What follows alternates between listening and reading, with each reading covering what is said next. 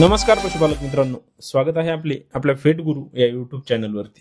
पशुपालक मित्रांनो, आजच्या व्हिडिओमध्ये आपण MSD या कंपनीच्या लिक्विड ट्रान्समिक्स या औषधाबाबत माहिती घेणार आहोत। या औषधाचा वापर आपण कुठे करायचा, तसेच या औषधाच्या वापराने आपण पशूंना कुठल्या आजारांपासून वाचवू शकतो व या औषधाचा आपण डोस किती द्यायचा, ही सर्व माहिती आजच्या व्हिडिओमध्ये आपण घेणार आहोत। पशुपालक मित्रांनो, आपल्याला एक विनंती आहे, आपल्याला जर आमचे व्हिडिओ आवडत असतील तर व्हिडिओला लाईक करा।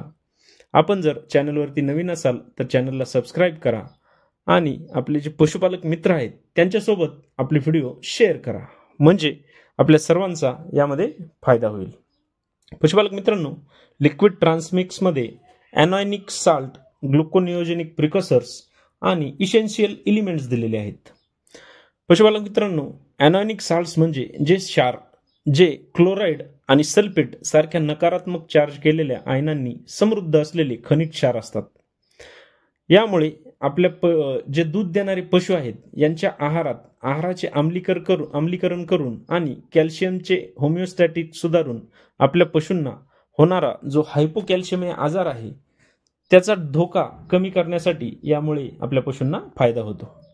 तसेच याचा आणखी एक फायदा म्हणजे आपण आपल्या पशूंना व्यायच्या आधी जर दिले तर पशूंमध्ये हायपोकॅल्शियमियाचे धोके कमी करण्यासाठी व पशूंच्या शरीरामध्ये जी कॅल्शियमची पातळी आहे ती संतुलित करण्यासाठी याच्यामुळे पशूंना फायदा होतो। तसेच ट्रान्समिक्समध्ये ग्लुकोनियोजेनिक प्रिकॉसर्स दिलेले आहेत। यामुळे पशूंमध्ये जी ग्लुकोजची कमतरता आहे ती भरून काढण्यासाठी आपल्या पशूंना फायदा होतो।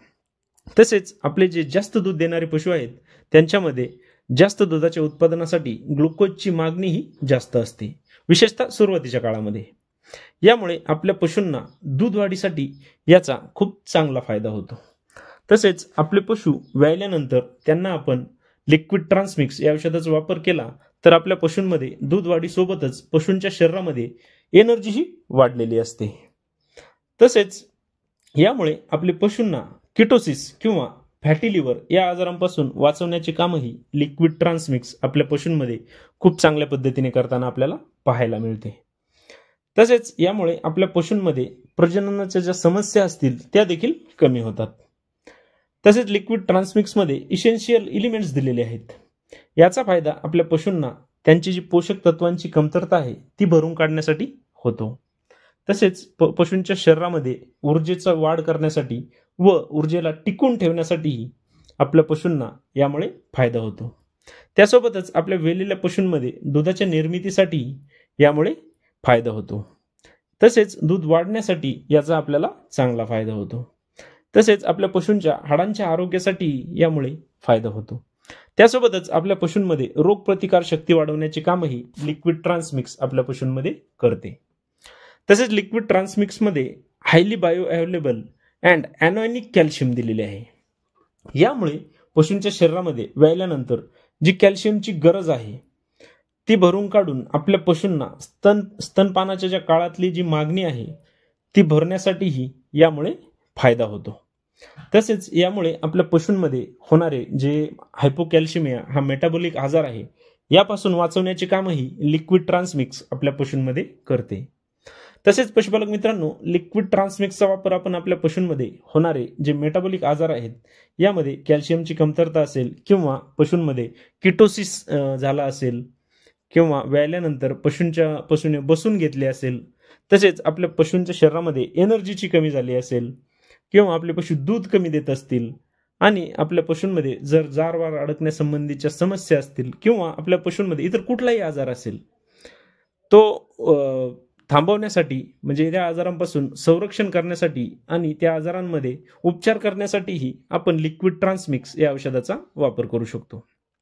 पशुपालक मित्रांनो, लिक्विड ट्रान्समिक्स या औषधाबाबत थोडक्यात सांगायचे म्हणजे आपले पशु व्यायच्या आधी आपण त्यांना लिक्विड ट्रान्समिक्स दिले तर पशूंना एनर्जीची कमतरता होत नाही। तसेच पशु व्यायल्यानंतर पशूंना दूध वाढीसाठी याचा फायदा होतो। पशूंना जारवार पडण्यास मदत होते। आपल्या पशूंना होणारे जे आजार असतील त्यांच्यापासून वाचवण्याचे काम आणि त्यांच्यामध्ये उपचाराचे कामही लिक्विड ट्रान्समिक्स आपल्या पशूंमध्ये करताना पाहायला मिळते। पशुपालक मित्रांनो, लिक्विड ट्रान्समिक्स या औषधाच्या डोसबद्दल जर सांगायचे झाले तर आपण आपल्या पशूंना व्यायच्या आधी एक पूर्ण बॉटली म्हणजे जी 500 ml ची बाटली आहे ती पूर्ण पाजू शकतो। तसेच आपले पशु व्यायल्यानंतर लगेच पुन्हा त्यांना एक पूर्ण बाटली आपण पाजू शकतो। त्यानंतर पुढचा डोस आपण आपल्या पशूंना व्यायल्यानंतर 48 ते 72 तासानंतर पुन्हा या औषधाची एक बाटली आपण पूर्ण पाजू शकतो। तसेच ज्या ठिकाणी आपल्या पशूंमध्ये मेटाबॉलिक आजार झालेले आहेत त्या ठिकाणी त्यांना लवकरात लवकर ठीक करण्यासाठी आपण ज्यावेळेस आपल्या पशूंना उपचार करतो, म्हणजे आपले डॉक्टर ज्यावेळेस ट्रीटमेंट करत असतात त्यानंतर आपण 8 ते 12 तासांनी आपल्या पशूंना एक बाटली पाजू शकतो। तसेच पुन्हा आपण 48 ते 72 तासांनी लिक्विड ट्रान्समिक्स या औषधाची परत एक बाटलीचा डोस आपण यामध्ये देऊ शकतो। यामध्ये आपल्याला मग खूप छान रिझल्ट पाहायला मिळतो। पशुपालक मित्रांनो, आपल्याला एक विनंती आहे की आपण कुठलेही औषध पाजताना आपण आपल्या पशूंना ठसका लागणार नाही याची काळजी घेणे महत्त्वाचे आहे। पशुपालक मित्रांनो, आपल्याला जर आजचा व्हिडिओ आवडला असेल तर व्हिडिओला लाईक करा। आपण जर चॅनलवरती नवीन असाल तर चॅनलला सबस्क्राईब करा आणि आपल्याला जर कुठल्या शंका असतील तर कमेंट बॉक्समध्ये मला नक्की कळवा। धन्यवाद।